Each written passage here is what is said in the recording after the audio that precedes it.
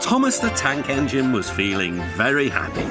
His blue coat shone in the sun, he was right on time, and all around his branch line the countryside seemed prettier than ever before.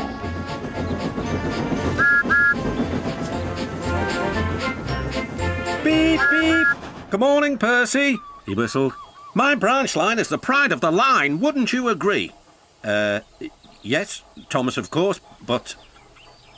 But what, Percy? Out with it. Well, there is another engine with a famous branch line too. Who? Where? Exclaimed Thomas anxiously. His name's Stepney. He's far away, but the Fat Controller says he may visit us. When? Oh, someday. And Percy hurried away. Meanwhile, Stepney was puffing purposefully along his line. It runs through fields and forests, but isn't very long, which made him feel a little sad. Later, he saw Rusty. The little diesel had helped save Stepney from scrap. Everyone's been so kind, but my railway is so short, and I do miss a good long run. I think you should tell Driver too, replied Rusty. I'm sure he'll understand. Stepney soon discovered that indeed he did. Do you know, Stepney, I feel just the same way. That evening, Stepney's driver had exciting news.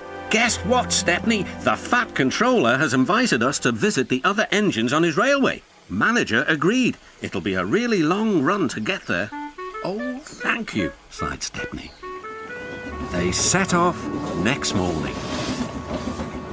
By now, all the other engines were talking about Stepney. He runs a famous branch line. Did you know that? Said Percy. Thomas was feeling a little jealous.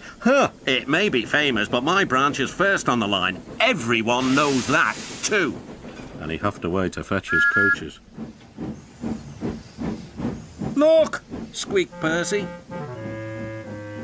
Why have they all come? There is no train yet. But Percy was wrong. The signal dropped, and from far away an engine whistled. Here he comes, yelled Douglas. Stepney puffed proudly through the junction.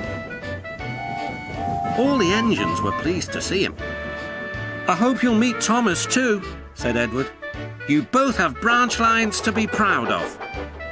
Then Stepney set off to help Duck shunt coaches in the yards, and they worked happily together all afternoon. At last, Thomas arrived. Sorry, can't talk. It's time for my last branch line train. Mustn't be late.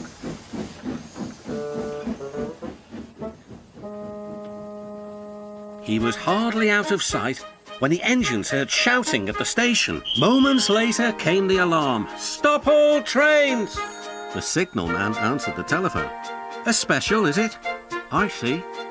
Thomas was impatient. Why are we waiting? My passengers are being delayed. Sorry, Thomas, said his driver. We're being shunted to allow another train to pass. Soon, they heard an unfamiliar puffing sound.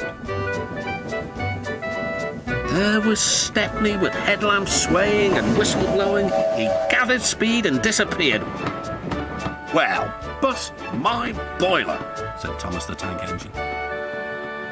Next morning, Thomas was still fuming. Shunted, and on my own branch too. It's a disgrace. I'm sorry, said Stepney. I was a special. Why?